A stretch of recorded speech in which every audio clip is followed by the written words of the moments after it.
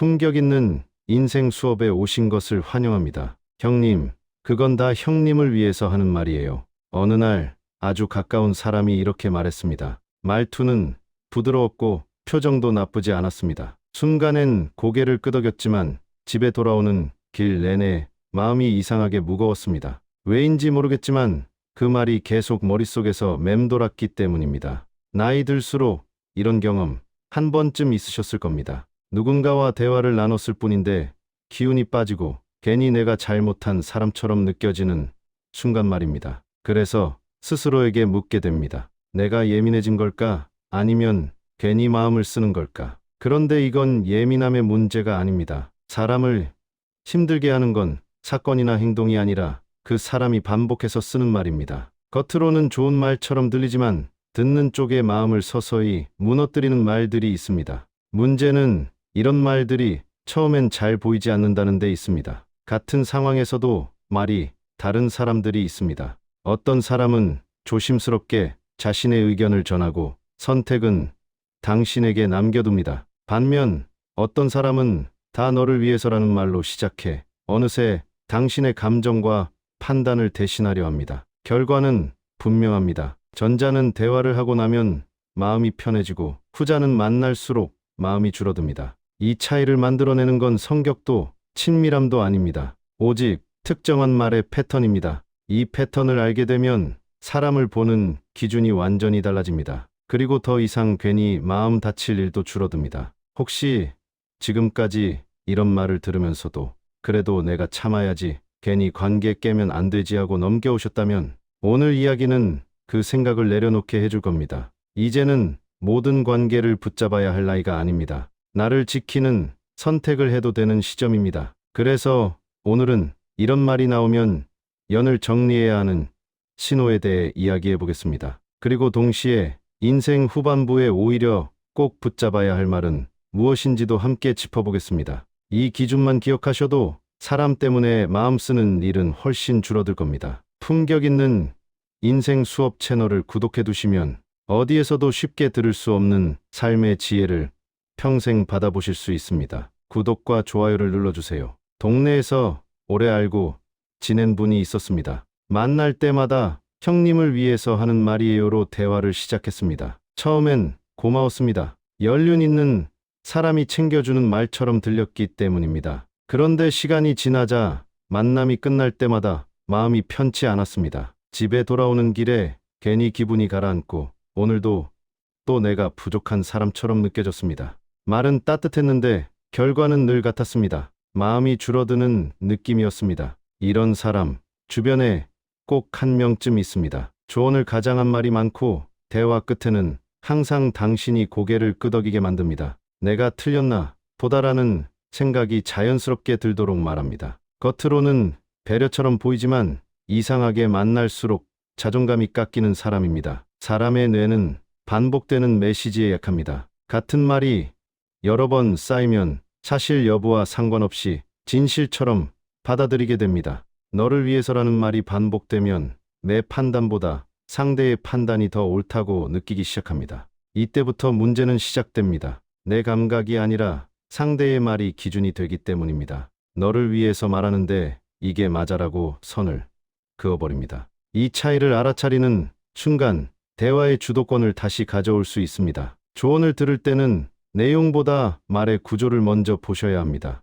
이런 말이 반복되는 관계에서는 갈등이 겉으로 드러나지 않습니다. 대신 내부에서 쌓입니다. 불편함을 말하려 하면 왜 그렇게 예민해? 라는 반응이 돌아오기 때문입니다. 결국 말하지 않게 되고 참는 쪽은 늘 당신이 됩니다. 시간이 지나면 관계는 조용히 기울어져 있습니다. 가장 분명한 신호는 이것입니다. 그 사람을 만나기 전보다 만난 후에 내가 작아지는 느낌이 드는지 여부입니다. 대화가 끝날 때마다 설명해야 할 게 늘어나고 변명처럼 말이 길어진다면 이미 신호는 나온 겁니다. 이 단계에서 눈치채지 못하면 관계는 더 깊이 얽힙니다. 배려처럼 들리는 말에 상처받았다고 해서 당신이 약한 건 아닙니다. 오히려 감각이 살아있다는 증거입니다. 이제는 모든 조언을 받아들일 필요도 모든 관계를 유지할 의무도 없습니다. 나를 존중하지 않는 말 앞에서는 한 발 물러나는 것이 가장 현명한 선택입니다. 관계를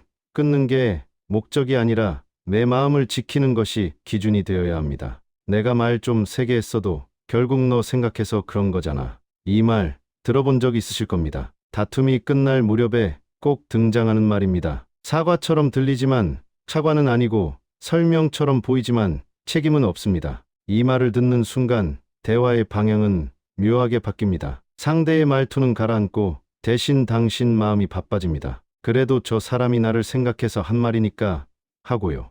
어떤 관계에서는 이런 장면이 반복됩니다. 말은 항상 상대가 먼저 세게 합니다. 하지만 마무리는 늘 당신이 합니다. 사과도 이해도 양보도 전부 당신 몫입니다. 겉으론 싸움이 끝난 것처럼 보이지만 속으로는 이유를 알 수 없는 피로가 쌓입니다. 이게 단순한 성격 차이일까요? 아닙니다. 사람은 책임을 지는 순간 불편함을 느낍니다. 그래서 많은 사람들은 무의식적으로 책임을 감정으로 덮으려 합니다. 기분 상했다, 답답했다, 속상해서 그랬다 같은 말이 대표적입니다. 문제는 이 말들이 사실 확인을 건너뛰게 만든다는 점입니다. 감정이 앞서면 누가 무엇을 잘못했는지는 흐려지고 결국 가장 양보적인 사람이 책임을 떠안게 됩니다. 이 구조가 반복되는 관계에는 공통점이 있습니다. 한쪽은 말이 세고 한쪽은 상황을 정리합니다. 처음엔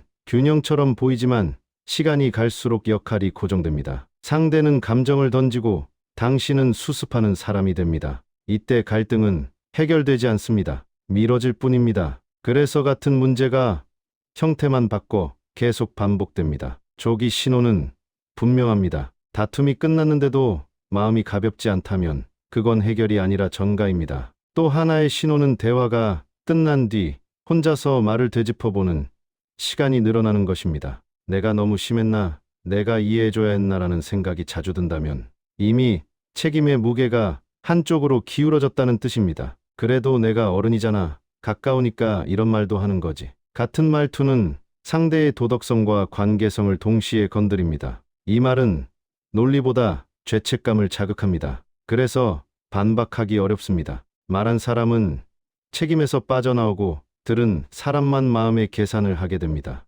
이게 바로 감정 떠넘기기 말투의 핵심입니다. 쇼펜하우어는 인간관계에서 가장 경계해야 할 것으로 타인의 감정에 끌려 자신의 판단을 포기하는 순간을 꼽았습니다. 그는 이렇게 말했습니다. 사람은 타인의 고통보다 자신의 평온을 먼저 지켜야 한다고요. 책임지지 않는 말 앞에서 이건 내 몫이 아니다라고 선을 긋는 것은 이기심이 아니라 지혜입니다. 관계는 참는 사람이 지키는 게 아니라 기준을 가진 사람이 지킵니다. 이런 사람 꼭 한 명 있습니다. 말을 웃으면서 하지만 듣고 나면 마음이 불편해지는 사람입니다. 농담이라고 넘기기엔 작고 같은 지점을 찌르고 장난이라고 하기엔 늘 당신 쪽이 작아집니다. 주변에선 원래 저 사람 말투가 그래라고 말하지만 이상하게 그 말은 항상 특정 사람에게만 향합니다. 그리고 그 특정 사람이 바로 당신인 경우가 많습니다. 아니, 그 정도 말도 못 받아들이면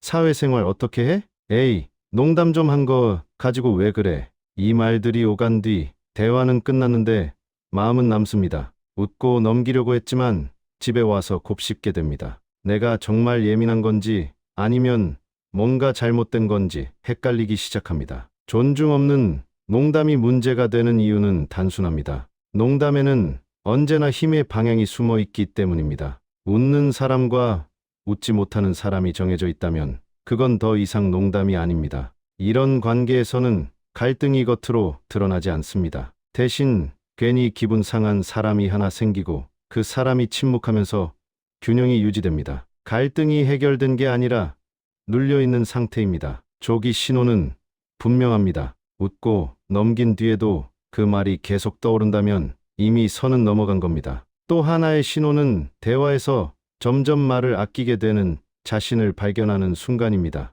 괜히 또 농담거리가 될까봐 불필요한 말을 줄이게 됩니다. 이 단계부터 관계는 편안함을 잃습니다. 이럴 때 필요한 건 싸움이 아니라 경계입니다. 그 말은 농담으로라도 듣기 어렵다처럼 짧고 분명하게 말하는 것이 중요합니다. 설명을 길게 할 필요도 상대를 설득할 의무도 없습니다. 경계는 상대를 바꾸기 위한 말이 아니라 나의 기준을 알리는 말이기 때문입니다. 이 말을 듣고 태도가 달라진다면 관계는 유지할 가치가 있습니다. 관계 연구에서 반복적으로 확인되는 사실이 있습니다. 존중이 결여된 유머는 시간이 지날수록 친밀감을 높이지 않고 오히려 거리감을 키운다는 점입니다. 처음엔 웃고 넘겨도 누적될수록 신뢰는 감소합니다. 사람은 무시당했다고 느끼는 순간 마음의 문을 조금씩 닫기 시작합니다. 쇼펜하우어는 인간관계에서 가장 경계해야 할 것으로 타인의 평가를 웃음으로 포장해 받아들이는 태도를 들었습니다. 그는 타인의 말이 반복해서 마음을 상하게 한다면 그 말의 의도를 의심하라고 했습니다. 존중 없는 농담을 계속 허용하는 것은 관용이 아니라 자기 포기입니다. 웃어 넘기지 않아도 됩니다. 불편함을 느꼈다면 그 감각이 이미 답입니다. 이런 말 자주 듣습니다. 누구는 이렇게 사는데 넌 왜 그 정도도 못해? 비교는 늘 가볍게 던져지지만 듣는 사람의 마음은 무겁습니다. 이상한 건 비교가 늘 특정 방향으로만 흐른다는 점입니다. 더 잘난 사람, 더 가진 사람, 더 성공한 사람 쪽으로만 향합니다. 그 말이 반복될수록 대화는 점점 평가가 되고 관계는 조용히 경쟁으로 바뀝니다. 동네 모임에서 이런 장면을 본 적이 있습니다. 누군가 근황을 이야기하자 바로 다른 사람 이야기가 나옵니다. 그 집 아들은 벌써라는 말로 대화가 넘어갑니다.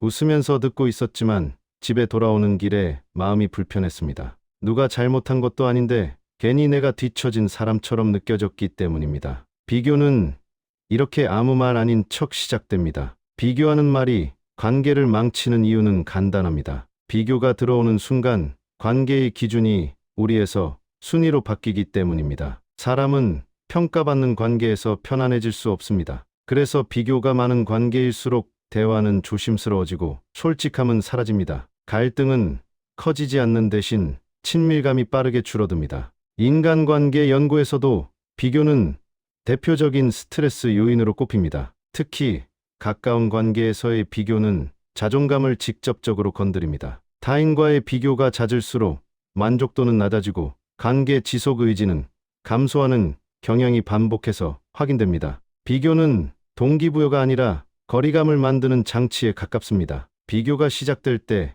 가장 중요한 건 즉각적인 경계입니다. 긴 설명보다 짧은 문장이 효과적입니다. 그런 비교는 제 기준과 맞지 않습니다. 혹은 각자 상황이 다르다고 생각합니다. 정도면 충분합니다. 이 말은 상대를 공격하지 않으면서도 대화의 방향을 바로잡습니다. 경계를 세운 뒤에도 비교가 멈추지 않는다면 그 관계의 성격을 다시 봐야 합니다. 조기 신호는 분명합니다. 대화가 끝난 뒤 자신을 설명하거나 변명하는 횟수가 늘어난다면 이미 비교가 깊숙이 들어온 상태입니다. 또 하나의 신호는 좋은 소식을 숨기게 되는 순간입니다. 괜히 또 비교가 될까봐 말을 아끼게 된다면 그 관계는 이미 안전하지 않습니다. 쇼펜하우어는 인간의 불행이 타인과의 비교에서 시작된다고 보았습니다. 그는 남의 기준으로 자신을 재단하는 순간 마음의 평온은 사라진다고 말했습니다. 비교를 멈추게 하는 가장 확실한 방법은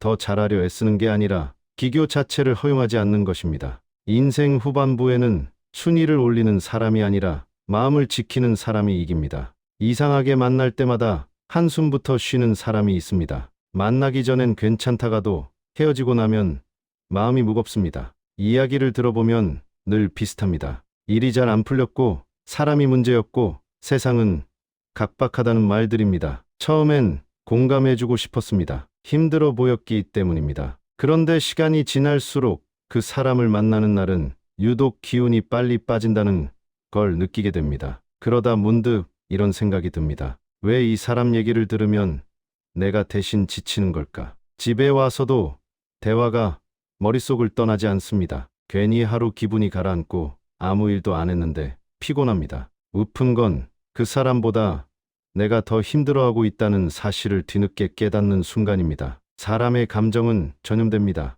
특히 반복적으로 부정적인 이야기를 들을 때 뇌는 그 감정을 내 일처럼 처리합니다. 공감 능력이 있는 사람일수록 더 빨리 영향을 받습니다. 문제는 상대의 상황이 바뀌지 않아도 내 감정 에너지는 계속 소모된다는 점입니다. 듣는 것만으로도 관계의 무게가 한쪽으로 쏠리게 됩니다. 이런 관계의 특징은 명확합니다. 한쪽은 계속 쏟아내고 한쪽은 받아냅니다. 처음엔 위로였지만 점점 역할이 됩니다. 상대는 말로 가벼워지고 나는 듣는 쪽으로 무거워집니다. 갈등이 생기지 않는 것처럼 보이지만 사실은 균형이 무너진 상태입니다. 관계가 아니라 감정 처리 창구가 되어버린 겁니다. 인간관계 연구에서도 반복적 부정 대화는 스트레스와 소진을 유발하는 주요 요인으로 분류됩니다. 특히 해결 의지 없이 불만만 반복되는 대화는 친밀감을 높이지 않고 관계 만족도를 급격히 떨어뜨립니다. 돕는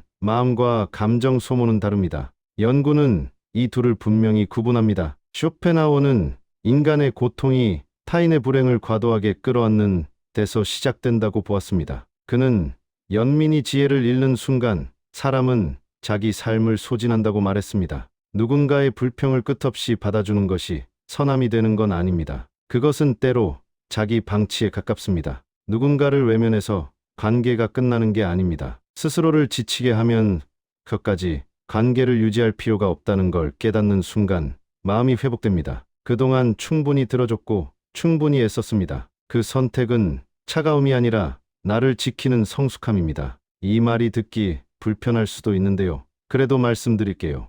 이렇게 말하며 조심스럽게 입을 여는 사람이 있습니다. 말투는 낮고 표정에는 계산이 없습니다. 듣는 순간 기분이 썩 좋지는 않지만 이상하게 그 말은 오래 남습니다. 그리고 시간이 지나면 깨닫게 됩니다. 아, 이 사람은 나를 깎아내리려는 게 아니라 나를 존중해서 말해준 거구나. 이런 사람은 많지 않습니다. 대부분은 불편한 말을 피하거나 듣기 좋은 말만 건넵니다. 그래서 불편하지만 필요한 말을 해주는 사람을 만나면 처음엔 헷갈립니다. 왜 굳이 저런 말을 하지? 생각이 들기도 합니다. 하지만 이상하게도 이런 사람과의 대화는 끝나고 나서 마음이 남습니다. 불쾌함보다 정리가 먼저 찾아옵니다. 붙잡아야 할 말의 가장 큰 특징은 기준을 먼저 말한다는 점입니다. 감정을 앞세우지 않고 자신의 원칙을 분명히 밝힙니다. 나는 이 부분이 중요해. 이 선은 넘지 않았으면 좋겠어처럼 말합니다. 상대를 조종하려 하지 않고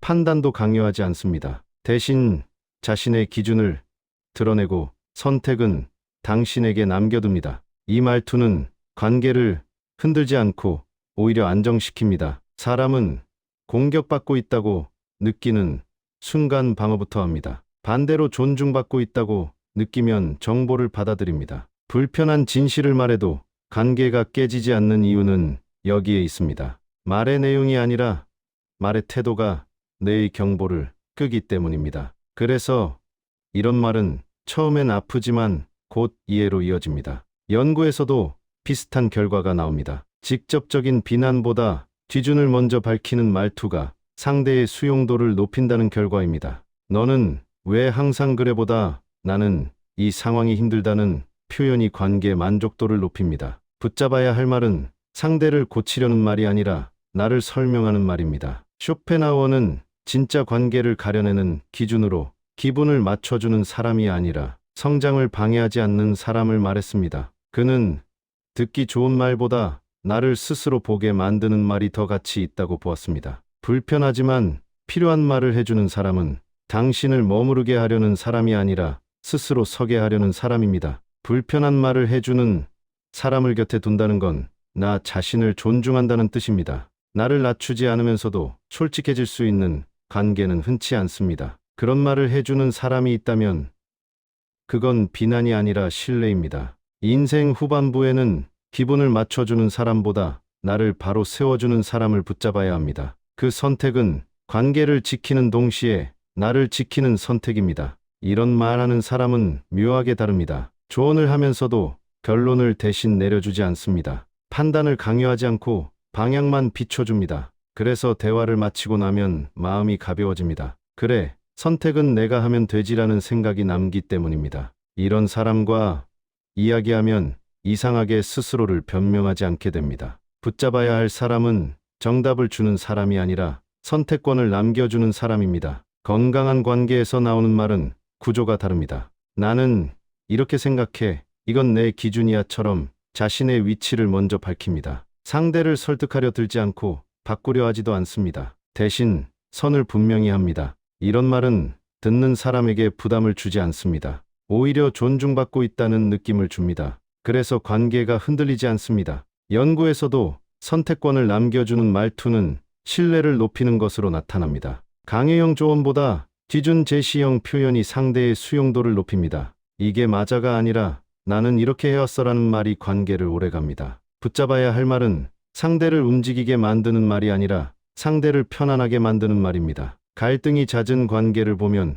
공통점이 있습니다. 말이 늘 명령형이거나 평가형입니다. 누군가는 계속 맞춰야 하고 누군가는 계속 판단합니다. 반대로 선택권을 남기는 말이 많은 관계에서는 갈등이 생겨도 오래 남지 않습니다. 책임이 한쪽으로 쏠리지 않기 때문입니다. 말의 구조가 곧 관계의 구조입니다. 사람은 스스로 선택했다고 느낄 때 가장 안정감을 느낍니다. 외부에서 강요받는 순간 뇌는 방어 모드로 전환됩니다. 반면 선택권이 존중되면 같은 말이라도 받아들이는 속도가 달라집니다. 붙잡아야 할 말은 설득하지 않아도 작동합니다. 존중이 먼저 전달되기 때문입니다. 선택권을 남겨주는 사람을 곁에 둔다는 건 나를 미성숙한 존재로 취급하지 않는다는 뜻입니다. 나를 통제하려 하지 않고 내 판단을 믿어주는 사람입니다. 그런 관계에서는 스스로가 단단해집니다. 인생 후반부에 필요한 건 조종이 아니라 신뢰입니다. 선택을 존중해주는 말을 하는 사람이라면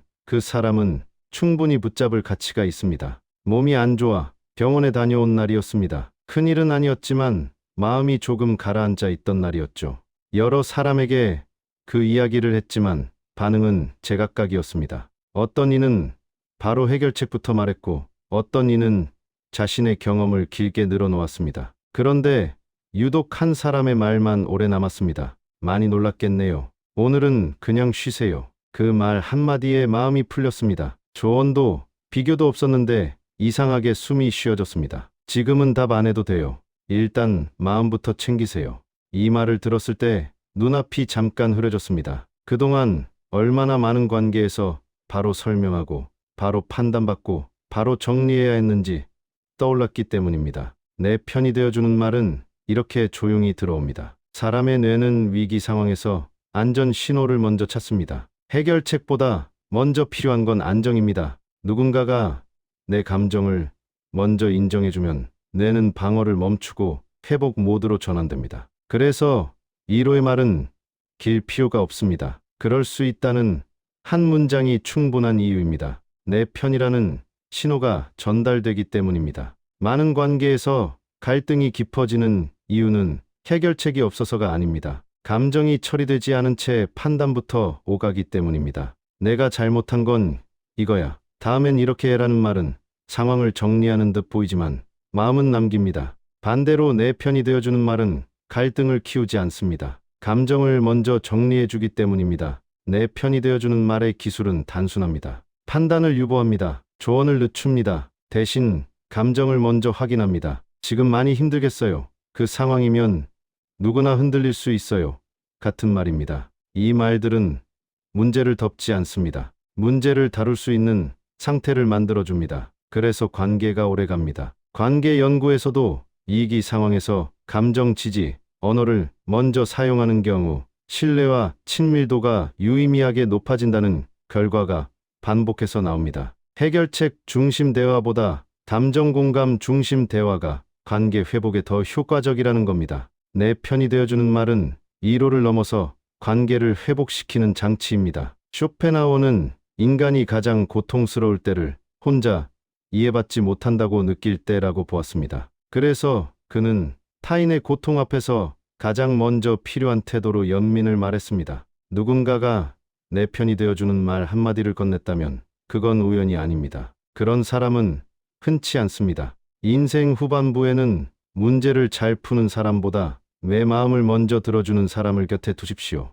그 말 한마디가 삶을 다시 버티게 만듭니다. 오늘 이야기한 말들은 모두 하나로 연결됩니다. 배려처럼 들리지만 마음을 깎는 말, 책임을 피하면서 감정을 떠넘기는 말, 웃음으로 포장된 무례한 말, 끊임없이 비교하는 말, 뜻없이 부정만 쏟아내는 말. 이런 말들의 공통점은 하나입니다. 듣는 사람을 존중하지 않는다는 점입니다. 반대로 붙잡아야 할 말은 분명했습니다. 기준을 말해주는 말, 선택권을 남겨주는 말, 그리고 내 편이 되어주는 말입니다. 이 기준이 중요한 이유는 단순합니다. 나이 들수록 사람을 새로 만날 기회는 줄어들고 한 관계가 차지하는 비중은 커지기 때문입니다. 말 하나가 마음을 오래 흔들고 관계의 방향을 결정합니다. 그래서 인생 후반부의 인간관계는 숫자가 아니라 질의 문제입니다. 혹시 지금까지 내가 너무 예민한가라며 스스로를 탓해 오셨다면 그럴 필요 없습니다. 불편함을 느꼈다는 건 감각이 살아있다는 뜻입니다. 참아온 시간이 길었다면 그만큼 성실하게 관계를 지켜왔다는 증거이기도 합니다. 앞으로는 이 기준만 기억하셔도 충분합니다. 어떤 말을 들었을 때 마음이 줄어드는지 아니면 단단해지는지, 만난 뒤에 나를 설명해야 하는지 아니면 나답게 숨 쉬어지는지, 그 차이가 곧 관계의 답입니다. 관계를 끊는 게 목적이 아닙니다. 사람을 가려 붙잡는 것이 목적입니다. 구독과 좋아요를 눌러주시면 앞으로도 사람의 본성과 인간관계에 대한 다양한 지혜를 전달해 드리겠습니다. 오늘도 더욱 품격 있는 인생의 한 걸음 다가가신 시청자 여러분 축하드립니다. 품격 있는 인생 수업에서는 인생에 도움되는 진짜 지혜로 또 돌아오겠습니다. 시청해 주셔서 감사합니다.